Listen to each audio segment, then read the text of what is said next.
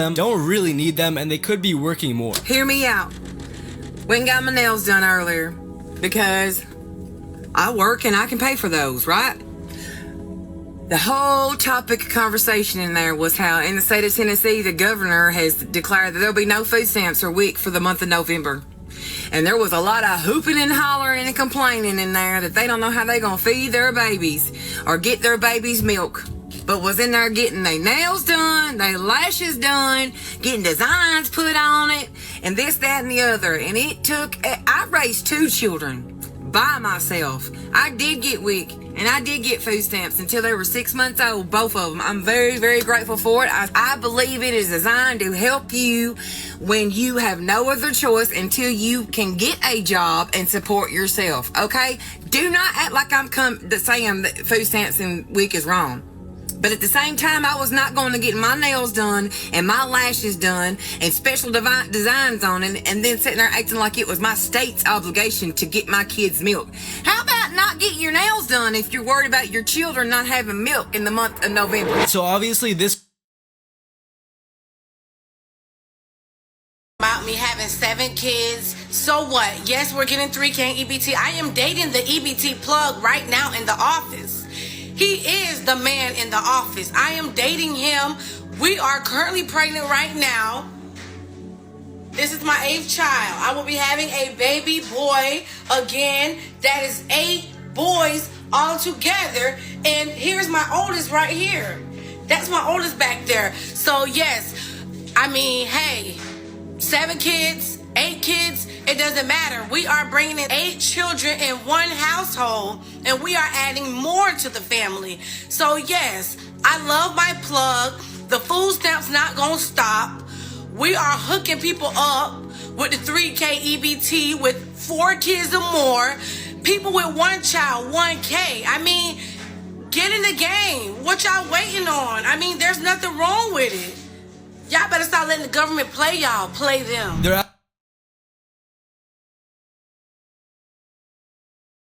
so you don't have to go to work. I just went to go get my nails, lashes, and eyebrows done. Went to go swipe my EBT card, and she tells me they no longer accept that. So not only are they taking away junk food, sugary drinks, they are giving us all a time limit with how long we can be on EBT. Now you can get your nails done with EBT. So I had to use cash out of my pocket for my nails and eyebrows.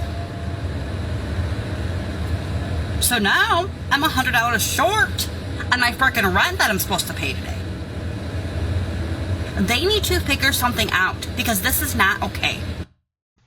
All right, Shalom. I want to give all praises, honor, and glory to Yahweh, Ba'ashem Yahushua, Ba'ashem for Ka, Kodash, that belongs to apostles of GMS, and sincere Shalom to the brothers out here pushing this truth and sincerity. So you hear the uproar of women behind the loss of food benefits, which is, to say, is not unexpected, honestly. This is actually quite hilarious because those are the main ones that really depend on it. Sure, you got some guys that do also depend on it, but not as much as they do. They technically abuses it. And this is, again, as I like to say, a trial run for basically the bigger things when they actually do permanently cut this. So now they hooping and hollering and talking about being upset. They got the other chick before her talking about how she loves her plug.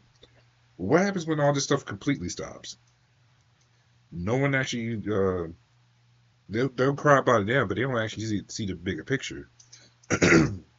So I did, just wanted to type something in just for the fun of it. It says, because this is what they call them. They call them welfare queens, which is a derogatory term used to describe individuals, often women of color.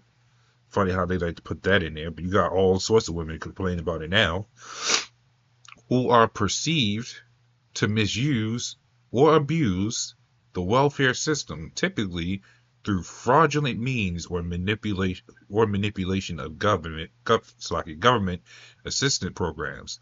This stereotype emerged prominently in the 1980s, which goes to show you this has been going on for a long time, largely popularized by political rhetorics.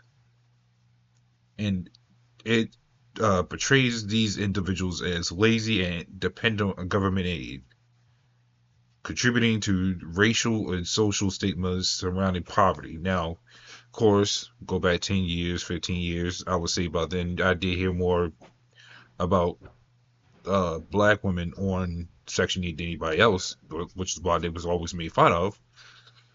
But you can see that there's a whole bunch of women of any nation that's in this place using that shit. And they're not just using it on food, they're using it on nails, hair, there's all the other stuff that it doesn't go to. So, you have the question, what are taxpayer funds? Taxpayer monies, which we already know about this, but just to give you a little bit more insight, refers to the revenue collected by government from individuals and businesses through various taxes, including income tax, value-added tax, corporate tax, exercise duties. Now, you want to go a little bit further to it, because you say, yeah, we get taxed by everything, which is very true. They just don't mention one of the parts. So you get income tax, value-added tax, corporate tax, custom duties, property and land taxes, educational, healthcare. This is what some of the stuff it pays for. This is how tax money is used. Give you security, defense. Sorry, let's skip that. Social welfare and public services, government salaries, administrations. Now, this also goes to your police department, fire department, and your militaries, which is one of the things that they left out, but it goes to them as well, which is funny because 12 to 16% of that taxpayer money goes to the military, which is how they're able to fund as much as weapons as they want to, whether it be actual guns or nuclear missiles, or anything else, or any other projects they have in line. So now you see how this is actually all distributed. The problem is now you got people that got so comfortable here relying on this stuff. It them backfired on them, right? So you have all these women complain about this stuff. So this is Proverbs 9 and 13. It says, a foolish woman is clamorous. She is simple and knoweth nothing. So you want to go to that word clamorous. It says noisy, vociferous, a shout. This goes further. Let's see. It says a great outcry, loud or urgent demand. So, and they are, it says here, a loud call. So they are crying out. They were crying out with this loud call in distress because of food benefits being taken. Because why? Because now that's all they relied on. That was something in this video that was talking about how some of these women haven't worked in 12 years. Then you move up. Then it started with one child, then moved up to 8 children, 12 children. So you had to sit here and wonder, God, you're like, damn, this is a hell of a lot.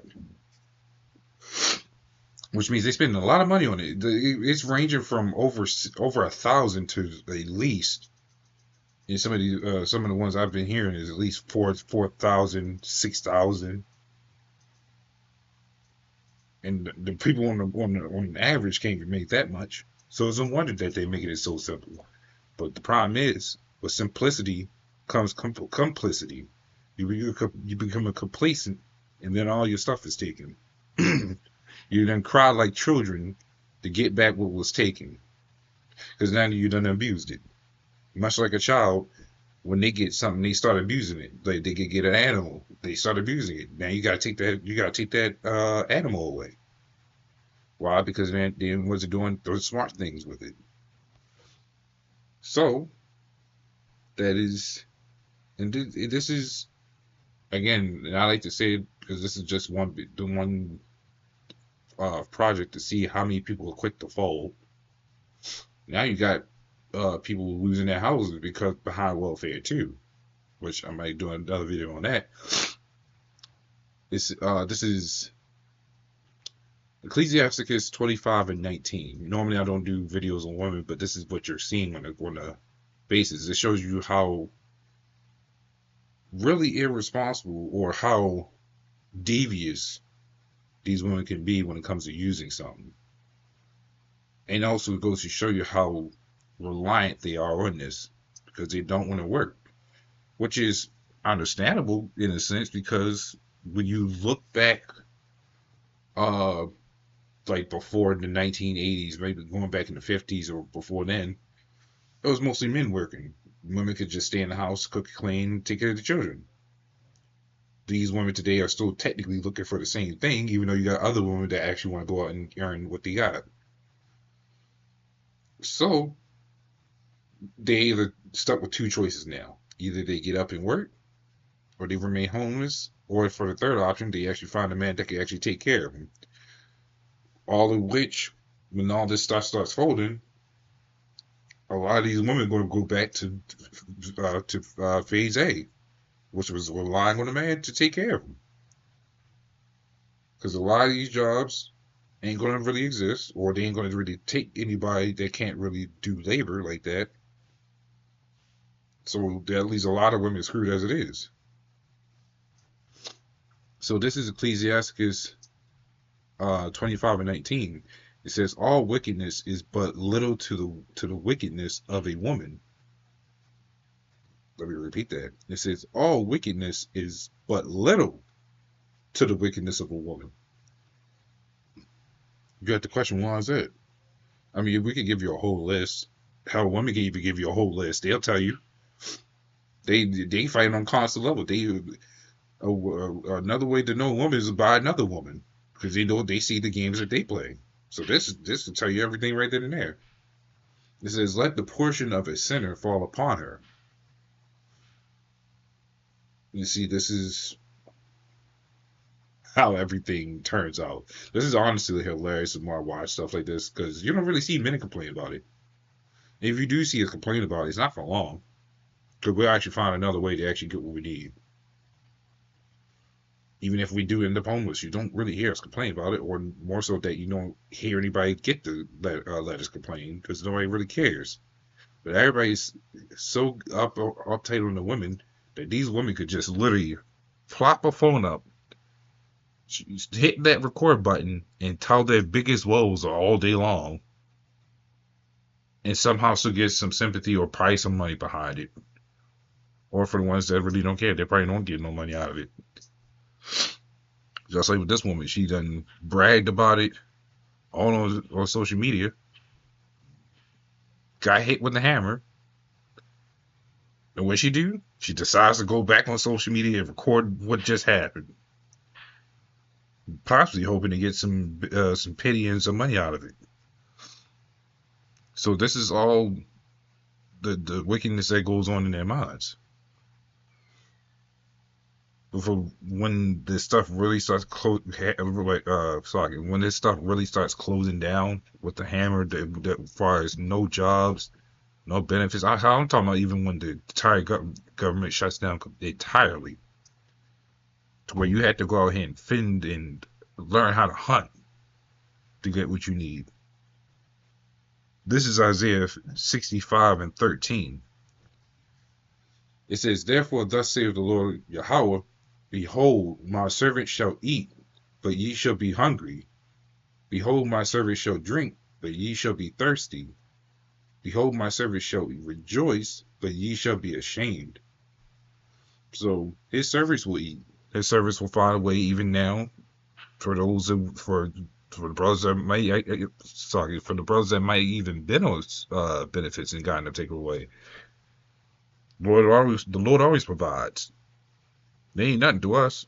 We already done seen this happening. We done pretty much already preached about this 1,000 times. We knew what the outcome was. It's the people on the outside that's going to be hit the hardest. Because, yeah, we may have told them, but they did not take heed of it.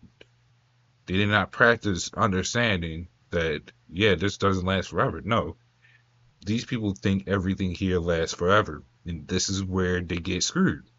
Because now they're being hit with the question, oh, how am I supposed to take care of my children? Why can't I buy the sugary sweets? Why can't I buy the milk and frosted flakes that they want? For us, we don't have to worry about that. We know how to maneuver, just like them Ishikarites. They band together and try to and get everything they need.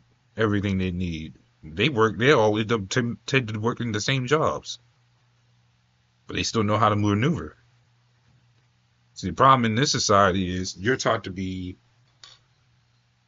basically selfish and alone, basically. So when when the problem arises, you don't have an answer for it. You're not taught to go back to your parents' house to, help them in order to make the adjustments to where we can all survive together. No, you're taught that once you're out there on your own, that's it. You don't have no plan, no contingency, nothing. But for the people that's outside this place, they already know how to band together.